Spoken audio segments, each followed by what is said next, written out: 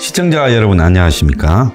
뉴 황셰프의 요리 교실입니다. 칼을 가지고 의사는 수술을 하고 요리사는 요리를 하고 조폭은 이 쑤십니다. 그래서 같은 칼이라도 어떻게 사용하는가에 따라 달라지지만요. 적어도 요리사라면 지켜야 될 몇 가지 원칙이 있겠죠. 자, 이 요리하는 칼로 나쁜 업을 쌓지는 말아야 되지 않겠습니까? 그래서 요리사는 요리를 통해서 자기가 만드는 요리, 식사를 사람들이 맛있고 건강하게 먹고 그걸로 또 몸이 튼튼해지도록 이렇게 하는 마음을 가지고 해야지 식재료를 상한 거를 가지고 요리를 하고 최대한 요리 비용을 줄이기 위해서 아주 저렴한 식재료를 일부러 계속 사서 쓰고 그래가 거기에 잔뜩 그냥 설탕이나 소금이나 갖다 부어 넣어가 몸에 해로운 그런 걸로 맛을 강하게 내고 근데 요즘 식당에 가다 보면요 조미료를 점점 너무 많이 쓰는 경향이 있어요.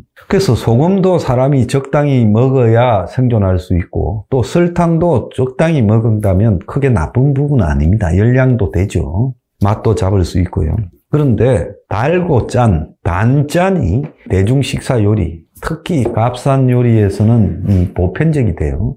자, 그러면 일반 국민들, 중산층이나 서민들이 식당 비싼 데 가서 1인분에 뭐 10만원, 15만원짜리 이런 식사를 할 수 없죠. 근데 요즘 동네 서민 식당도 그냥 일반 단품 식사 외에 요리라도 하나 먹으려면 기본적으로 5만원, 7만원, 뭐 10만원 이렇게 합니다. 굉장히 비싸죠. 그러면 그 식사가 질적으로 맛있고 또 좋아야 되는데 그 맛을 전부 인공 조미료나 설탕, 소금으로 낸다면 그건 좀 잘못된 거죠. 그래서 요리하는 사람은 최소한의 자신의 이 철학이 있어야 된다. 그런 철학을 가지고 음식을 만드는 그런 식당은요. 누가 열심히 홍보하거나 광고를 안 해도 저절로 사람들이 오래 가고 또 단골 손님이 많고 성공하게 되어 있습니다. 자, 요리를 함에도 그러한데 성직자에 대해서 오늘 좀 이야기를 하려고 해요. 저는 스님이라든지 목사님 또 신부님 이런 분들이요. 현대 사회에 인간의 영혼을 세탁해 주는 역할을 하고 있다.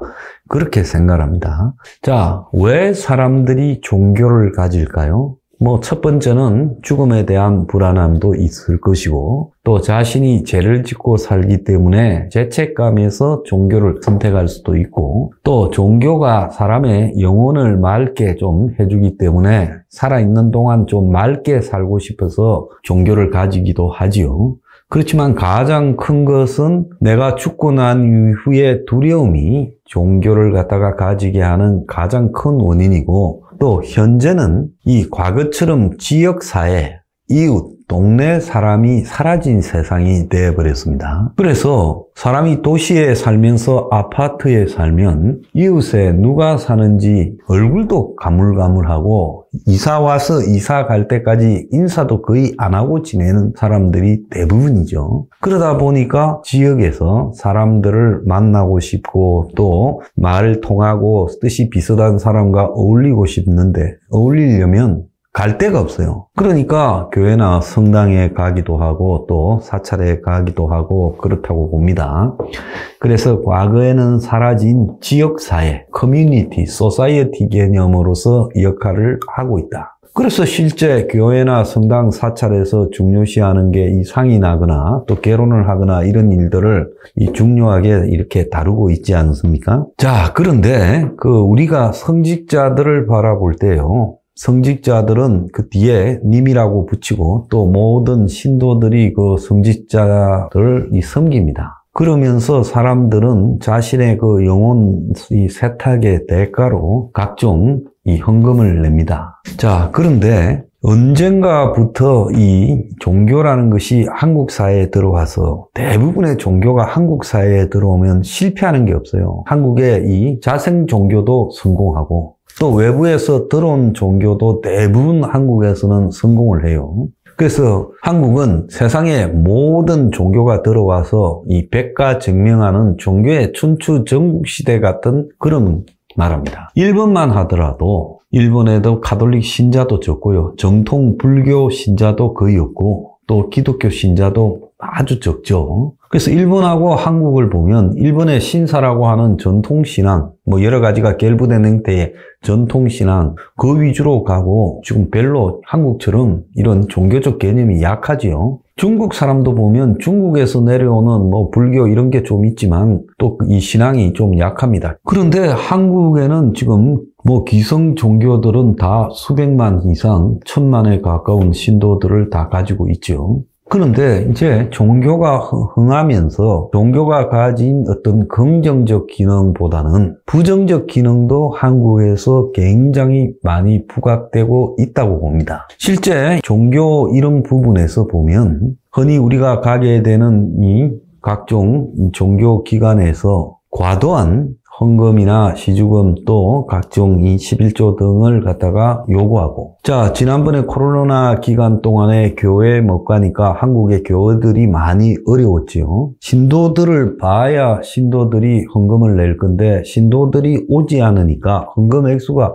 확 줄어들지요. 그래서 많은 한계선상의 교회들이 문을 닫았다라는 이야기도 있습니다. 또 가톨릭 같은 경우에는 신부의 건의가 굉장히 크지요, 신부님들이요. 그래서 제가 옛날에 본 신부님들은 젊은 사람들이 그 나이 든 신도한테 반말도 하고 또 술도 그냥 거침없이 신도들하고 먹고 이런 모습도 봤는데요. 상당히 권위주의적일 수 있다라는 이런 부분도 봤고요. 또 간간히 불교계에서 모여서 도박을 했다니 술집을 출입했다니 이런 잡음들이 많이 나오기도 합니다. 사람 사는 곳에는 성직자 사는 곳도 마찬가지로 그런 일이 있을 수 있다고는 봅니다만은 또 다른 측면에서 성직자들의 영혼의 타락뿐만 아니라 성직자들의 정치화가 급속히 진행되고 있다는 것도 느껴져요. 특히 모든 종교의 정치화는 대체로 좌파 쪽으로 기울게 돼 있는데,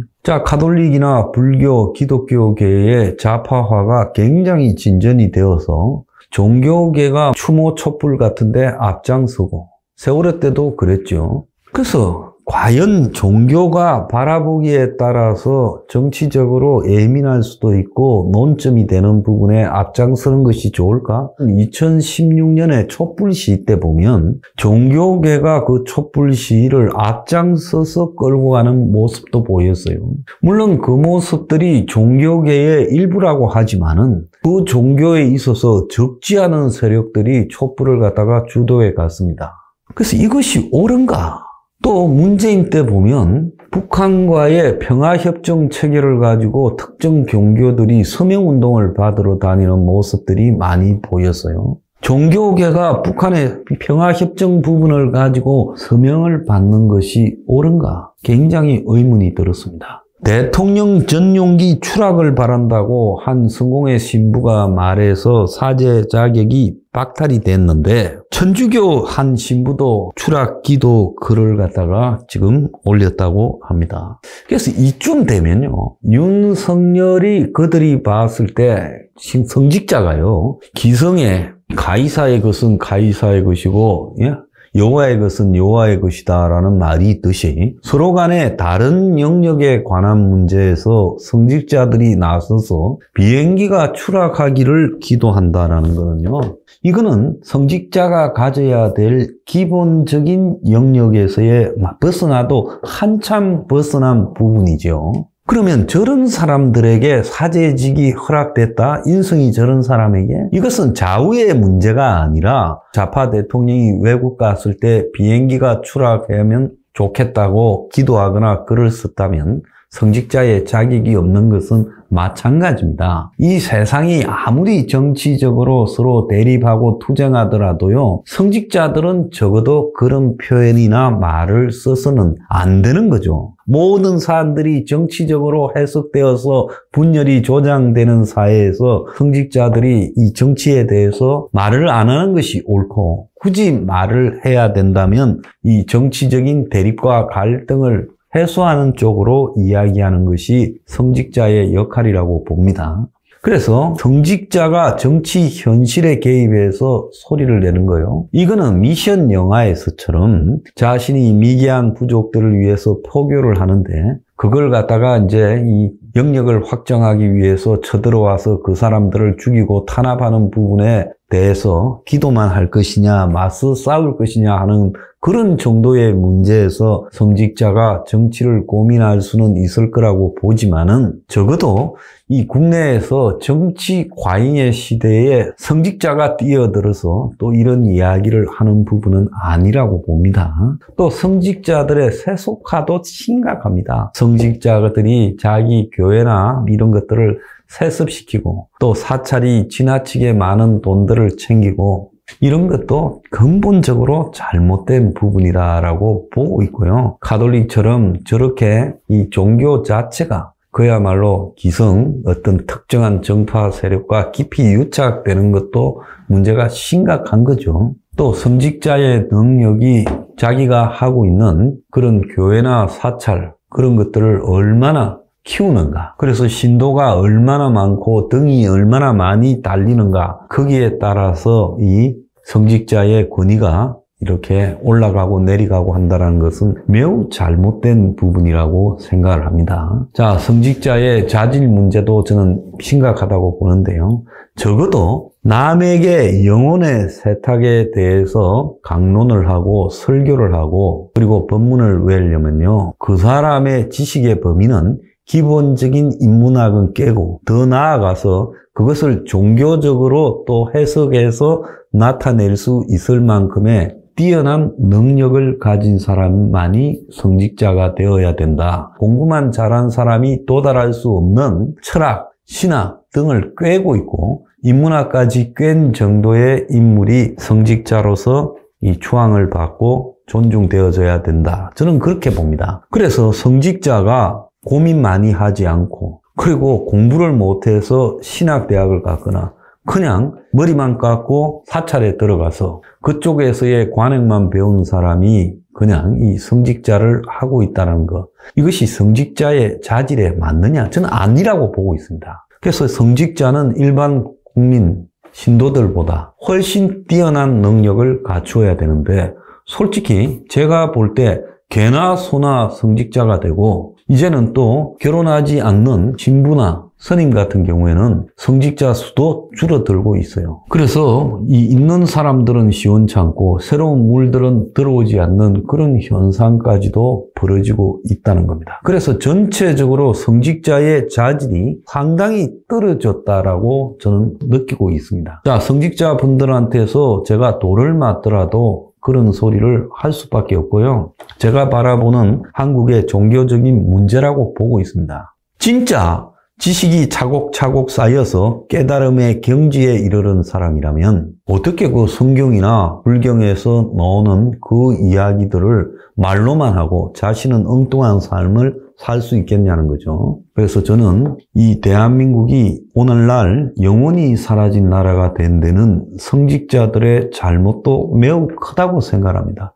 한때요, 불교로 가든 가톨릭으로 가든 기독교로 가든 성직자들이 될 수 있는 예비 학교를 좀 엄격하게 만들어서 들어가고 졸업하는 과정을 엄하게 관리해서 그걸 통과한 사람들만이 성직자를 시키는 것이 좋지 않을까 생각을 했습니다. 그래서 저는 그런 생각도 해봤습니다. 공부도 좀 해야 된다. 공부를 좀 하는 버릇이 들은 사람이 성경과 그리고 불경의 이런 원리들을 갖다가 깨닫는데도 이렇게 머리가 빨리빨리 돌아가서 잘할 것이다. 거기에다가 인간다움도 갖추고 또 신앙의 깊이까지 더해야 참된 성직자가 되는데 오늘날 성직자가 그냥 이 길거리 시장에서 물건 파는 사람만큼의 양심과 도덕을 가지지 못한 사람까지도 성직자가 되고 있다. 성직자 되는 과정이 단순히 이 기술 과정처럼 돼버렸다라고 보고 있습니다. 그래서 유명 교회에서 남에게 지금 엄청난 감동을 주어서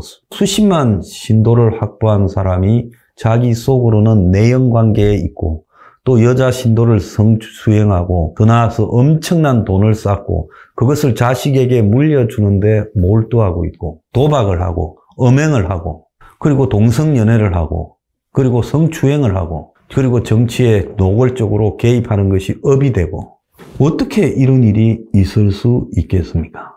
대한민국이요, 소돔과 고모라 같은 지옥 같은 상황으로 빠져드는 이유 중에 하나가요, 저는 성직자들의 잘못도 크다고 보고 있습니다. 오늘 이 방송을 듣는 여러분들은 그런 진짜 평균치 인간도 안 되는 성직자들에게 자신의 영혼을 맡기고 있는 것이 아닌지 잘 생각을 한번 해보시기 바랍니다. 오늘의 디저트. 종교는 내 영혼이 외로워서 갖는 게 아니라 영혼이 좀 더 나아지기 위해서 가지는 것이다.